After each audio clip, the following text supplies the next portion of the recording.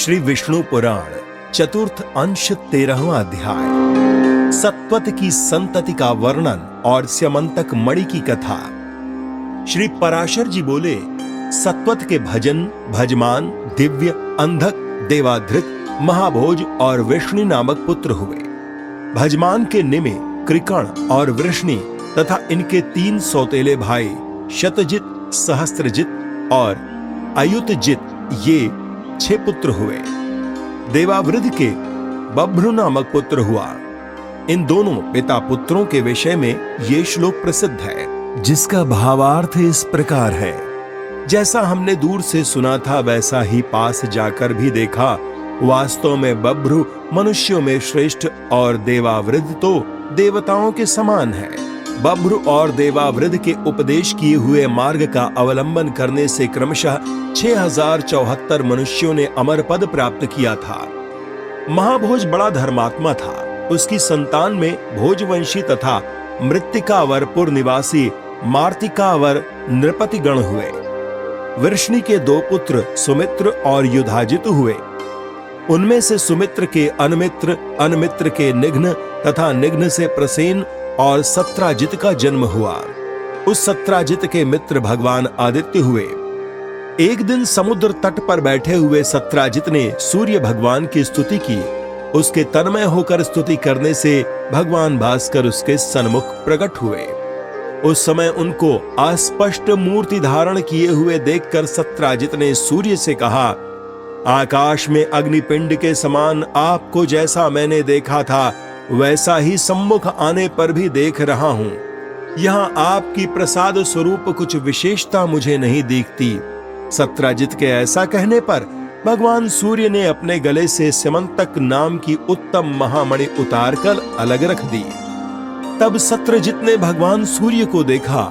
उनका शरीर किंचित ताम्र वर्ण, अति उज्ज्वल और लघु था तथा उनके नेत्र कुछ पिंगल वर्ण थे। तदनंतर सत्राजित के प्रणाम तथा स्तुति आदि कर चुकने पर सहस्त्रांश भगवान आदित्य ने उससे कहा, तुम अपना अभीष्ट वर मांगो। सत्राजित ने उस स्यमंतक मणि को ही मांगा। तब भगवान सूर्य उसे वह मणि देकर अंतरिक्ष में अपने स्थान को चले गए।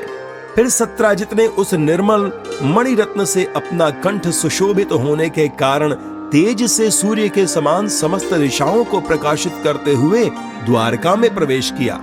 द्वारकावासी लोगों ने उसे आते देख पृथ्वी का भार उतारने के लिए अंश रूप से अवतीर्ण हुए मनुष्य रूपधारी आदि पुरुष भगवान पुरुषोत्तम से प्रणाम करके कहा, भगवन, आपके दर्शनों के लिए निश्चय ही ये भगवान सूर्य देव आ रहे हैं। उनके ऐसा कहने पर भगवान ने उनसे कहा, ये भगवान सूर्य नहीं है, सत्राजित हैं। यह सूर्य भगवान से प्राप्त हुई स्यमंतक नाम की महामणि को धारण कर यहाँ आ रहा है। तुम लोग अब विश्वस्त होकर इसे देखो। भगवान के ऐसा कहने पर द्वारकावासी उसे उसी प्रकार देखने लगे। सत्राजित ने वह स्यमंतक मणि अपने घर में रख दी। वह मणि प्रतिदिन 8 भार सोना देती थी।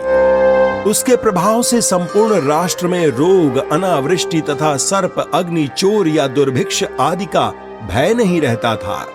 भगवान अच्युत को भी ऐसी इच्छा हुई कि यह दिव्य रत्न तो राजा उग्रसेन के योग्य है, किंतु जातीय विद्रोह के भय से समर्थ होते हुए भी उन्होंने उससे छीना नहीं। सत्रजित को अब यह मालूम हुआ कि भगवान मुझसे यह रत्न मांगने वाले हैं, तो उसने लोभवश उसे अपने भाई प्रसेन को दे दिया।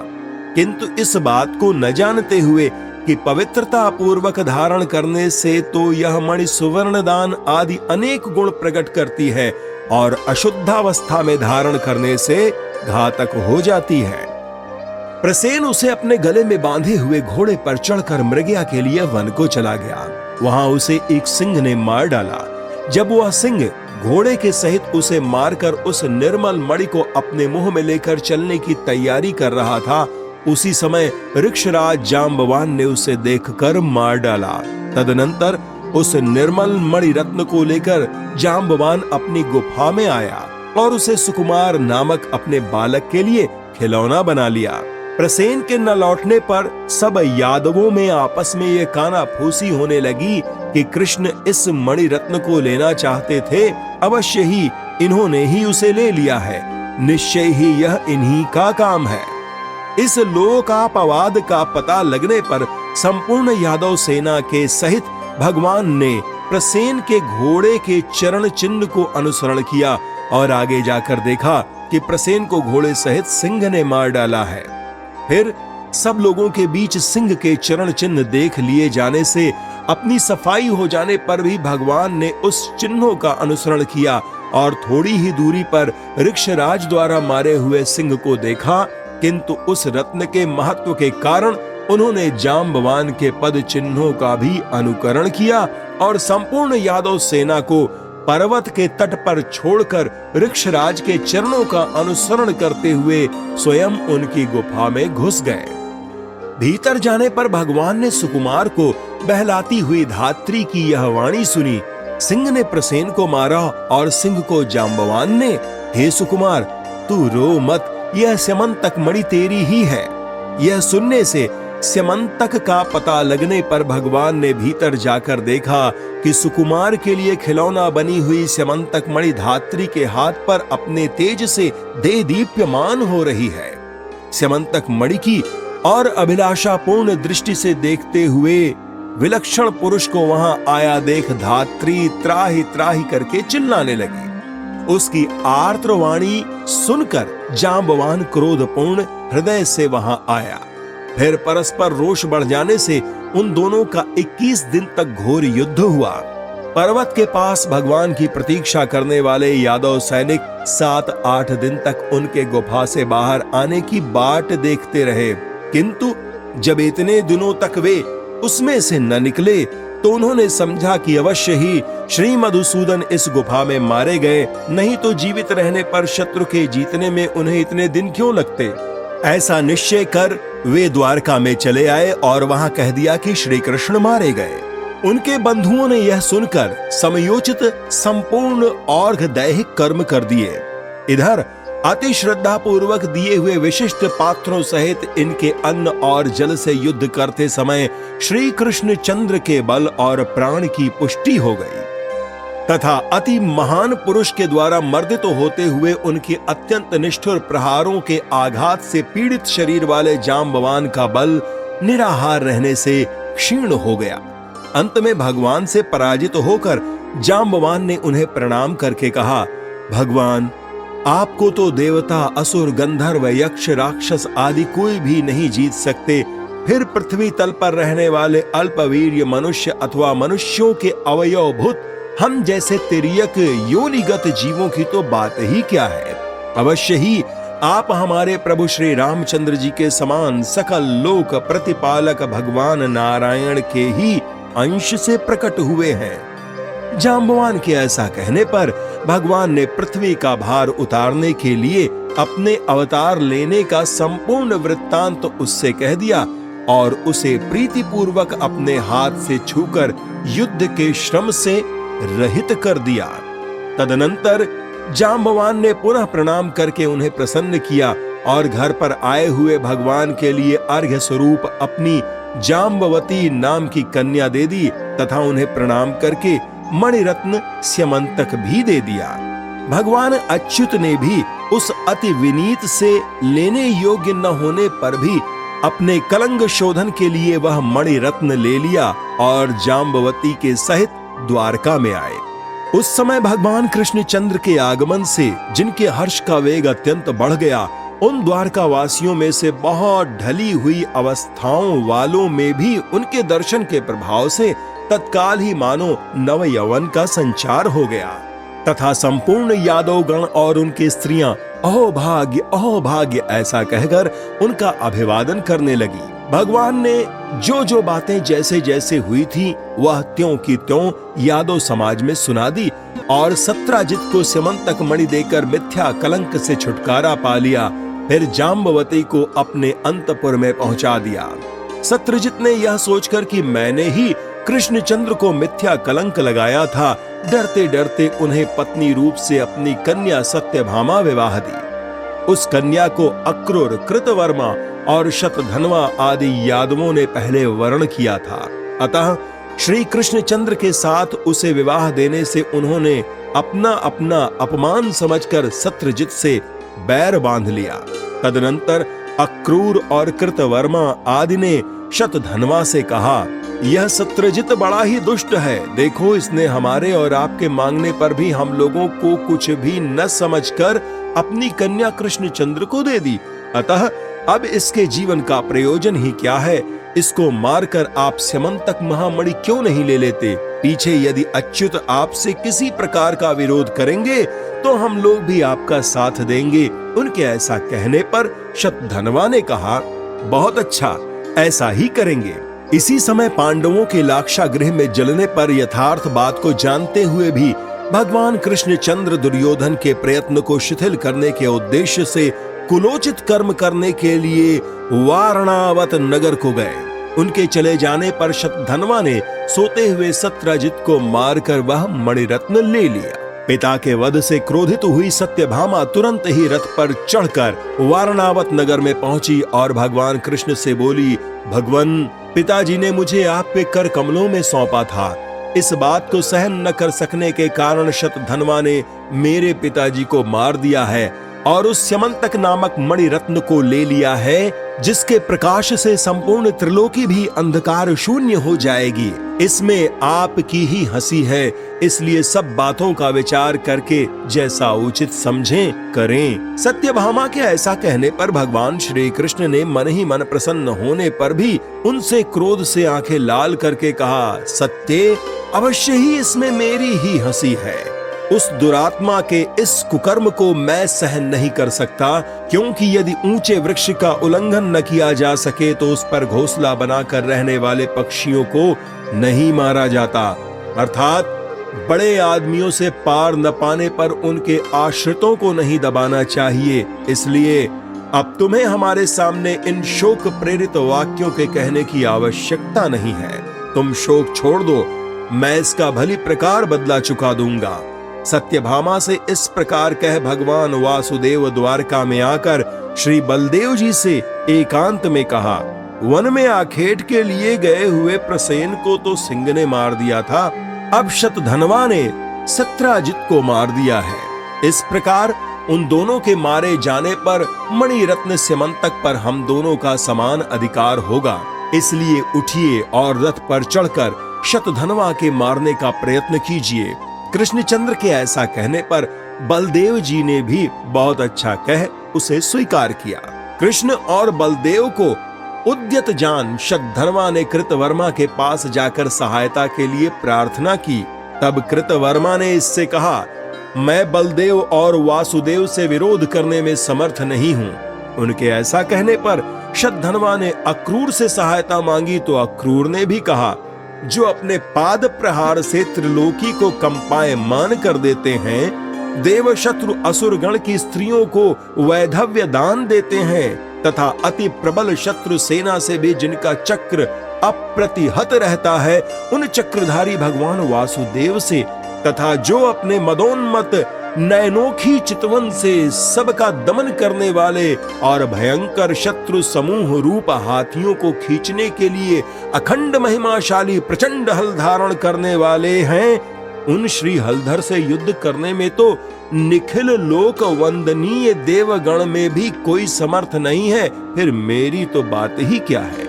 इसलिए तुम दूसरों की शरण लो। अक्रूर के ऐसा कहने पर शतधन्वा ने कहा, अच्छा, यदि मेरी रक्षा करने में आप अपने को सर्वथा असमर्थ समझते हैं तो मैं आपको यह मणि देता हूं, इसे लेकर इसकी रक्षा कीजिए।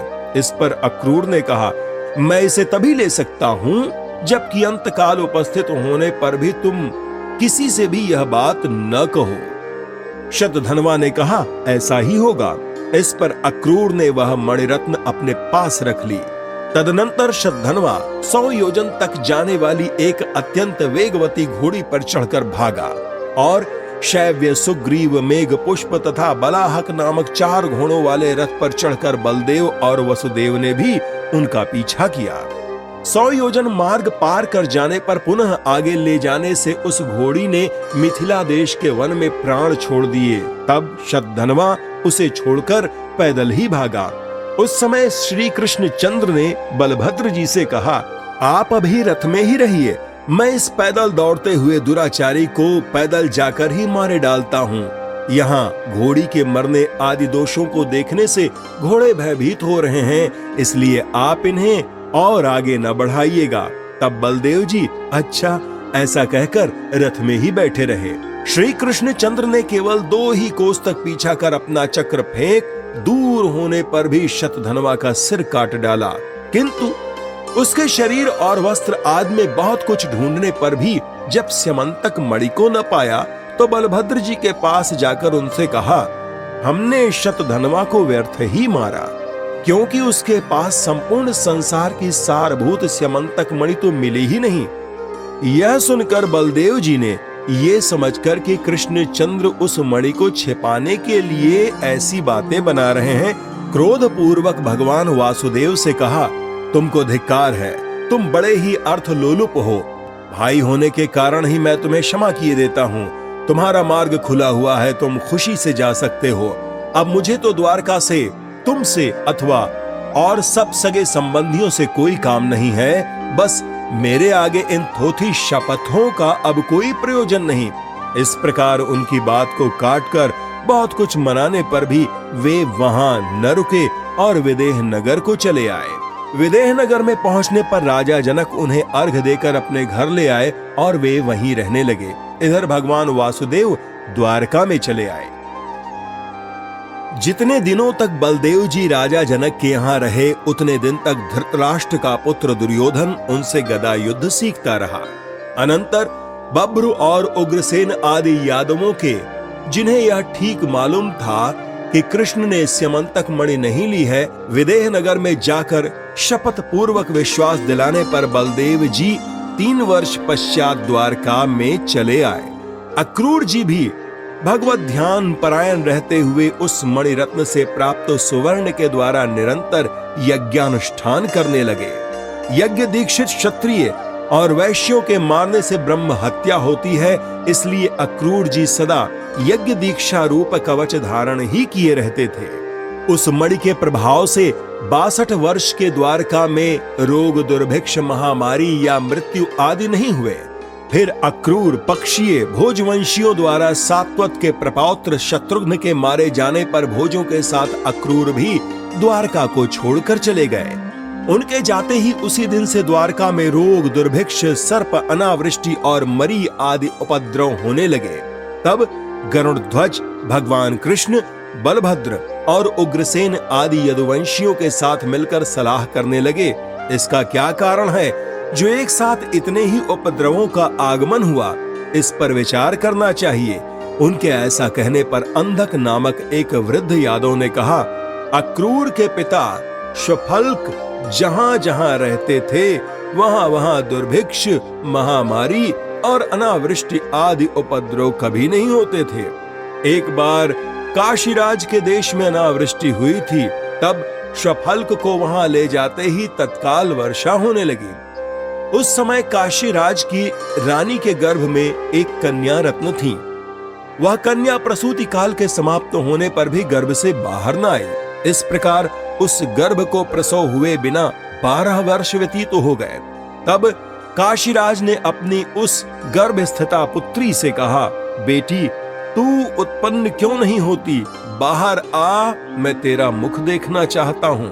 अपनी इस माता को तू इतने दिनों से क्यों कष्ट दे रही है?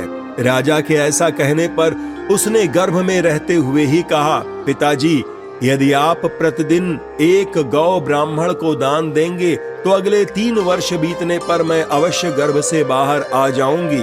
इस बात को सुनकर राजा प्रतिदिन ब्राह्मण को एक गौ देने लगे। तब उतने समय बीतने पर वो उत्पन्न हुई। पिता ने उसका नाम गांधिनी रखा और उसे अपने उपकार का शफल्क को घर आने पर अर्घ्य रूप से दे दिया। उसी से शफल्क के द्वारा इन अक्रूर जी का जन्म हुआ है। इनकी ऐसी गुणवान माता पिता से उत्पत्ति है, तो फिर उनके चले जाने से यहाँ दुर्भिक्ष और महामारी आदि उपद्रव क्यों न होंगे? अतः उनको यहाँ ले आना चाहिए। अति गुणवान के अपराध की अधिक जांच पड़ताल करना ठीक नहीं है। यादव वृद्ध अंधक के ऐसे वचन सुनकर कृष्ण, उग्रसेन और बलभद्र आदि यादव श्वफल्क पुत्र अक्रूर के अपराध को भुलाकर उन्हें अभयदान देकर अपने नगर में ले आए।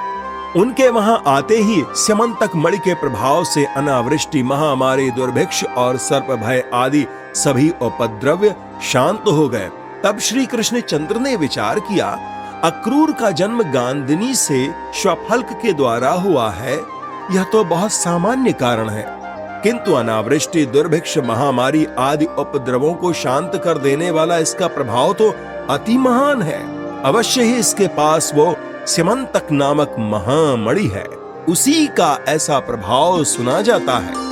इसे भी हम देखते हैं कि एक यज्ञ के पीछे दूसरा और दूसरे के पीछे तीसरा, इस प्रकार निरंतर अखंड यज्ञानुष्ठान करता रहता है और इसके पास यज्ञ के साधन, धन आदि भी बहुत कम है। इसलिए इसमें संदेह नहीं कि इसके पास स्यमंतक मणि अवश्य है। ऐसा निश्चय कर किसी और प्रयोजन के उद्देश्य से उन्होंने संपूर्ण यादवों को अपने महल में एकत्रित किया। समस्त यदुवंशियों के वहां आकर बैठ जाने के बाद प्रथम प्रयोजन बताकर उसका उपसंहार होने पर प्रसंगतर से अक्रूर के साथ परिहास्य करते हुए भगवान कृष्ण ने उनसे कहा, हे दानपते, जिस प्रकार शतधनवा ने तुम्हें संपूर्ण संसार की सारभूति वह स्यमंतक नामक महामणि सौंपी थी, वह सब हमें मालूम है। वह संपूर्ण राष्ट्र का उपकार करती हुई तुम्हारे पास है तो रहे, उसके प्रभाव का फल तो हम सभी भोगते हैं, किंतु ये बलभद्र जी हमारे ऊपर संदेह करते थे, इसलिए हमारी प्रसन्नता के लिए आप एक बार उसे दिखला दीजिए। भगवान वासुदेव के ऐसा कहकर चुप हो जाने पर रत्न साथ ही लिए रहने के कारण अक्रूर जी सोचने लगे, अब मुझे क्या करना चाहिए? यदि और किसी प्रकार कहता हूं तो केवल वस्त्रों के ओट में टटोलने पर ये उसे देख ही लेंगे और इनसे अत्यंत विरोध करने में हमारा कुशल नहीं है। ऐसा सोचकर निखिल संसार के कारण स्वरूप श्री नारायण से अक्रूर जी बोले, भगवान, शतधनवा ने मुझे वह मणि सौंप दी थी। उसके मर जाने पर मैंने यह सोचते हुए बड़ी ही कठिनता से इसे इतने दिन अपने पास रखा है, किंतु भगवान आज, कल या परसों इसे मांगेंगे। इसकी चौकसी के क्लेश से संपूर्ण भोगों में अनासक्त चित्त होने के कारण मुझे सुख का लेश मात्र भी नहीं मिला। भगवान ये विचार करते रहे कि यह संपूर्ण राष्ट्र के उपकारक इतने से भार को भी नहीं उठा सकता, इसलिए स्वयं मैंने आपसे कहा नहीं। अब लीजिए, आपकी यह स्यमंतक मणि ये रही, आपकी जिसे इच्छा हो उसे ही इसे दे दीजिए। तब अक्रूर जी ने अपने कटी वस्त्र में छिपाई हुई एक छोटी सी सोने की पिटारी में स्थित वह स्यमंतक मणि प्रकट की और उस पिटारी से निकालकर यादव समाज में रख दी। उसके रखते ही वह संपूर्ण स्थान उसकी तीव्र कांति से दे दीप्यमान होने लगा। तब अक्रूर जी ने कहा, मुझे यह मणि शतधनवा ने दी, यह जिसकी हो वो ले ले। उसके देखने पर सभी यादवों का विस्मयपूर्ण साधु साधु ये वचन सुना गया। उसे देखकर बलभद्र जी ने अच्युत के समान इस पर मेरा भी अधिकार है इस प्रकार अपनी अधिक स्पृहा दिखलाई तथा यह मेरी ही पैतृक संपत्ति है इस तरह सत्यभामा ने भी उसके लिए अपनी उत्कंठा अभिलाषा प्रकट की। बलभद्र और सत्यभामा को देखकर कृष्णचंद्र ने अपने को बैल और परिये के बीच में पड़े हुए जीव के समान दोनों ओर से संकटग्रस्त देखा और समस्त यादवों के सामने वे अक्रूर जी से बोले, इस मणि रत्न को मैंने अपनी सफाई देने के लिए इन यादवों को दिखलाया था। इस मणि पर मेरा और बलभद्र जी का तो समान अधिकार है और सत्यभामा की यह पैतृक संपत्ति है और किसी का इस पर कोई अधिकार नहीं है। यह मणि सदा शुद्ध और ब्रह्मचर्य आदि गुण युक्त रहकर धारण करने से संपूर्ण राष्ट्र का हित करती है और अशुद्धावस्था में धारण करने से अपने आश्रयदाता को भी मार डालती है। मेरे 16,000 स्त्रियां हैं, इसलिए मैं इसके धारण करने में समर्थ नहीं हूँ। इसीलिए सत्यभामा भी इसके धारण करने में समर्थ नहीं है। इसीलिए सत्यभामा भी इसको कैसे धारण कर सकती है? आर्य बलभद्र भी इसके कारण से मदिरा पान आदि संपूर्ण भोगों को इन्हें त्यागना पड़ेगा। इसलिए हे दानपते, ये यादव गण बलभद्र जी और मैं सत्यभामा सब मिलकर आपसे प्रार्थना करते हैं कि इसे धारण करने में आप ही समर्थ हैं। आपके धारण करने से यह संपूर्ण राष्ट्र का हित करेगी, इसलिए संपूर्ण राष्ट्र के मंगल के लिए आप ही इसे पूर्ववत धारण कीजिए। इस विषय में आप और कुछ भी ना कहें। भगवान के ऐसा कहने पर दानपति अक्रूर ने जो आज्ञा कहकर वो महारत्न ले लिया। तब से अक्रूर जी सबके सामने उसे अति देदीप्यमान मणि को अपने गले में धारण कर सूर्य के समान किरण जाल से युक्त होकर विचरने लगे। भगवान के मिथ्या कलंक शोधन रूप इस प्रसंग का जो कोई स्मरण करेगा, उसे कभी थोड़ा सा भी मिथ्या कलंक न लगेगा। उसकी समस्त इंद्रियां समर्थ रहेंगी तथा वह समस्त पापों से मुक्त हो जाएगा। इति श्री विष्णु पुराणे चतुर्थंशे त्रयोदशः अध्यायः।